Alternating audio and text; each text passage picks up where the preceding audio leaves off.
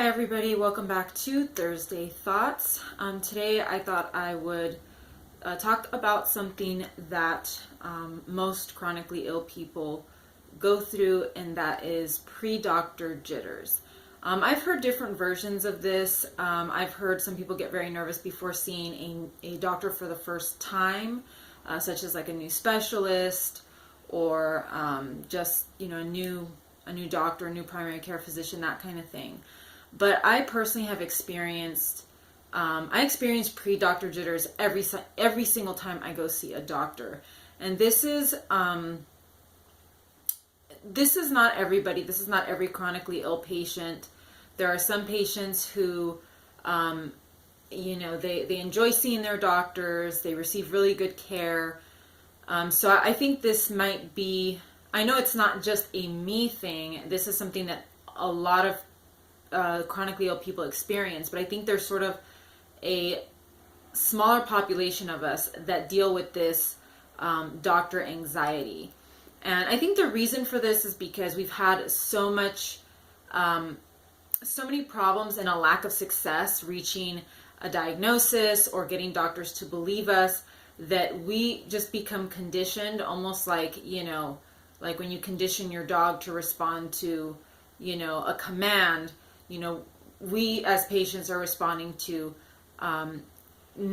lots of negative experiences with doctors. And even though sometimes those negative experiences stop, we continue to have this response to doctor's appointments and seeing physicians.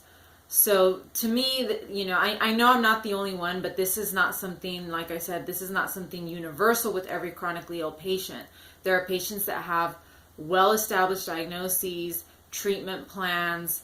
They have a team of doctors, and the doctors are all, in communication with each other, and they have a pretty tight-knit system of support from their physicians. And I think those patients typically have, less doctor anxiety. But for those of us that are kind of, being thrown around from one doctor to the other, anxiety can run very, very high before you see a physician. So what I wanted to talk about was sort of how to manage the pre-doctor jitters. I kind of came up with a list, but this is not really something that I feel can be broken down into like a 1, 2, 3. These are the steps, or these are things that you can do. It's just sort of like a general, these are things that I do that help. There's also, if you guys look on I think it might be on my coping playlist or on my book reviews playlist, there's a book that I reviewed that talks about, it is a dialectical behavior therapy, the DBT workbook. And that one has a lot of good coping techniques. I'm going to touch on some of them here. They're going to kind of blend into this discussion. But if you really want some hardcore coping techniques, especially if you panic, if you suffer from severe depression and severe anxiety, I definitely recommend looking at that review for the DBT skills workbook and possibly picking up that book if you want something very intensive. But this is more of a general kind of loosely based list. So my number one is, in the days before your appointment, because I will start experiencing anxiety days before, not just the night before, but days before. So it's imperative that you keep busy, try to stay distracted, do something that you like. If you're someone that likes arts and crafts and that's kind of your hobby, do something like that.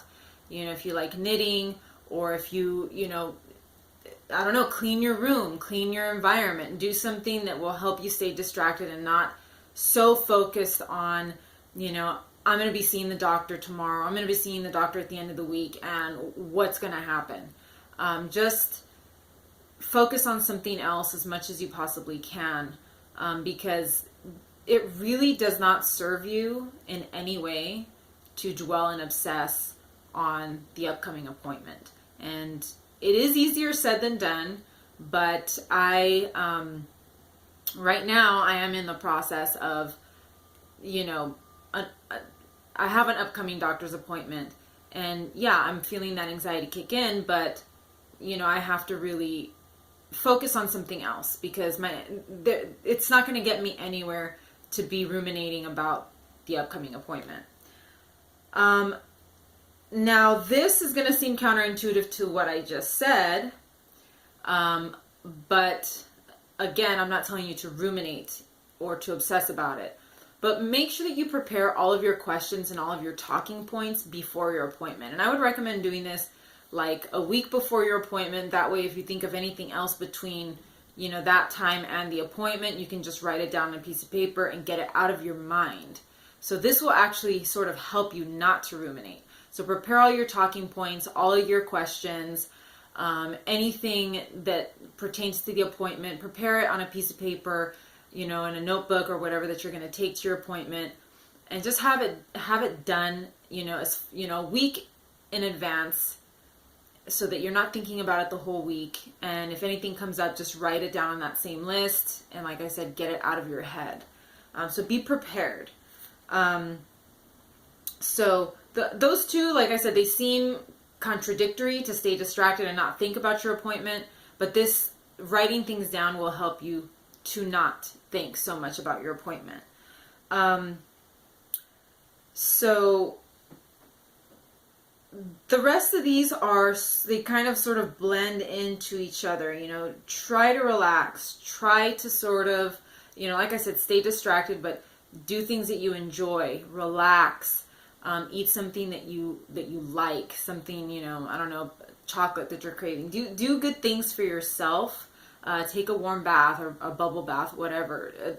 Do things for yourself that are going to soothe you, that are going to make you feel good. If cleaning up your room is going to make you feel good, do that. Try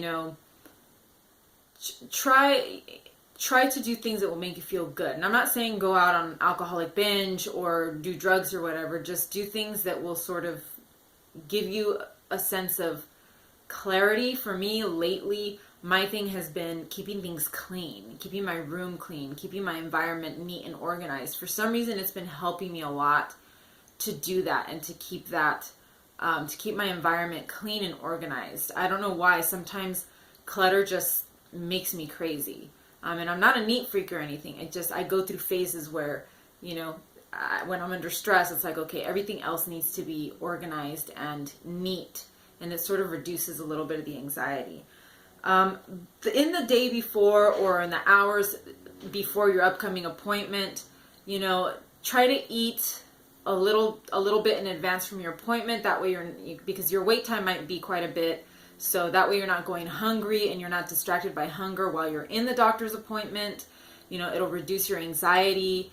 Go to the bathroom before, the doctor comes into your room, to reduce your anxiety that anything could happen, and so that you're able to focus on the appointment. Other things, and these things might be more specific to me, and like I said, that subset of chronically ill patients that who have had a lot of bad experiences with doctors. So these points may not apply to everyone, but for those of us that really experience this anxiety because of negative past experiences, these points are going to be pretty crucial. So one thing I've had to learn to do is not to catastrophize, not to have assumptions, not to go in with these preconceived notions that the doctor is going to tell me this, this, this, and this. Because if you go in there with that attitude, things can go wrong. Things can go very, very wrong. You're just going to go in there with this hopeless attitude, and you're not going to address the things that need to be addressed. I'm not saying go in there and say, great, this doctor's going to give me a cure for what I've got. Just don't go in there, saying this doctor's not going to help me, this doctor's not going to be. And this is also important when you're seeing a new physician.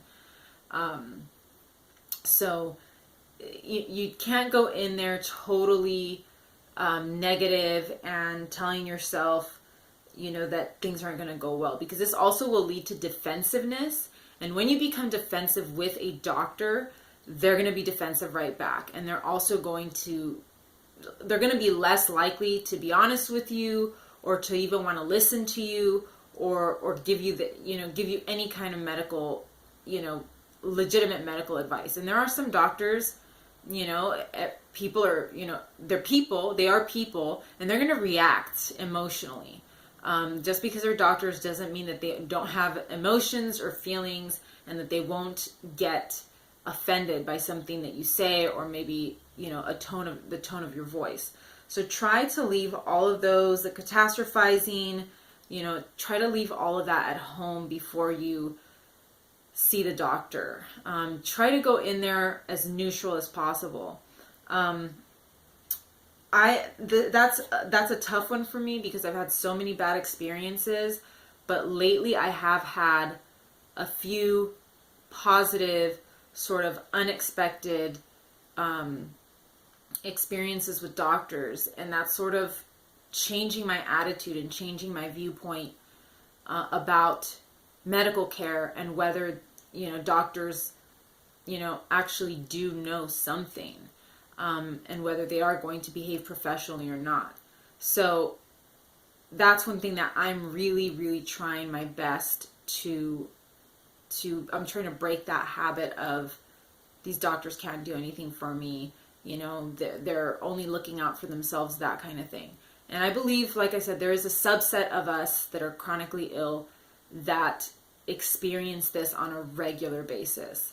For those of you that have had excellent experiences, that have a concrete diagnosis, you know, you're not going to go through this probably. But for many of us, we do go into appointments automatically defensive and ready for a fight. So it's very important that you try to stay as level-headed as possible. So that's what I do to prevent the pre-doctor jitters. If you guys have any other suggestions, go ahead and leave them in the comments. Like I've told you guys before, I don't really check comments that much because of my light sensitivity issues. But every now and then, you know, I will try to answer or acknowledge a comment. And like I said, check out the DBT skills workbook. My review should be under either the book reviews playlist or the coping skills playlist. That, and check out my other, I do have a coping playlist where I have other coping techniques. Go ahead and take a look at that as well. And I'll try to be back in a couple of weeks with another Thursday Thoughts. I'm doing my best to stay consistent. Things have been a little bit rough lately. I'm slowly figuring out why I haven't been feeling well, but I will definitely, I'll update you guys on that, you know, sometime in the near future. So thanks for joining me, you guys, and I will see you again very soon.